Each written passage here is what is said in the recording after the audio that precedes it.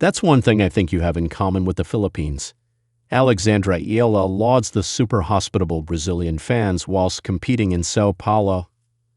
Alexandra Ila is currently playing in South America for the first time, impressing on the other side of the world in a terrific breakout season.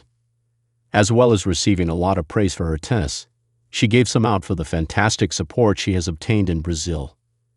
She has had a flawless start to the 250 tournament, defeating French qualifier Yasmin Mansouri 6-0, 6-2, before overcoming Julia Riera 6-1, 6-4, to book her place in the quarterfinals of the Sao Paulo Open. This is her third WTA Last 8 appearance of the year. The number 3 seed looks like one of the favorites to take the title, but it will be tough with Brazilian number 1 Beatriz Haddad Maia still in the competition. They could potentially meet in the final, with the crowds obviously not going to side with Ila. However, so far Ila has been very impressed by the support she has received. She credited their hospitality and even went on to equate them to the support she receives back in her home country, the Philippines.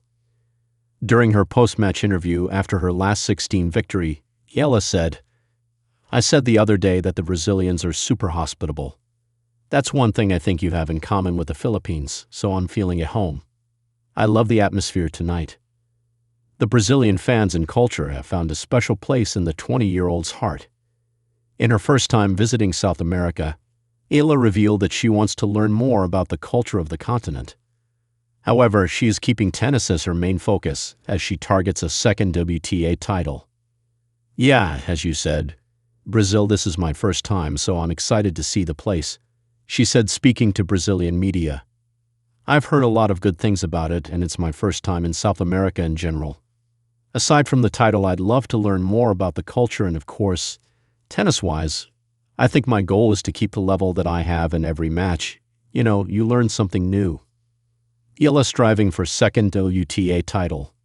Despite her tender age, Ila recently got a huge monkey off her back by clinching her first WTA title in the 125 event in Guadalajara, Mexico. She defeated Ariane Hartono, Varvara Lepchenko, Nicole Fossa-Huergo, Kayla Day, and Panna Udarve in the final to win the event. She only dropped 2 sets throughout and played some dominant tennis. It may have been her first triumph on tour, but it probably should have been her second. In Eastbourne, she came ultimately close to claiming the title but just missed out to Aussie Maya Joint in an engaging final. She made history for her country, being the first Filipino to make a final of a tour event, defeating the likes of Jelena Ostapenko and Diana Yastremska along the way. She clawed her way back into the match after conjuring up a dominant second set. In the tea break, she earned herself 4 championship points, but was unable to take any of them. Joint punished her, snatching the title away from the emotional Ila. Prior to this, she also had a breakthrough run at the Masters 1000 event in Miami. Entering the event as a wild card, she shocked Grand Slam champions Madison Keys and Iga Swiatek before being denied by Jessica Pegula. Now with her first title, the sky is the limit for her. With huge numbers of supporters from her home country, she is waving the Philippines flag on the world stage. She clashes against Indonesian Janice Chen in the quarterfinals, with eyes on a second title in as many weeks.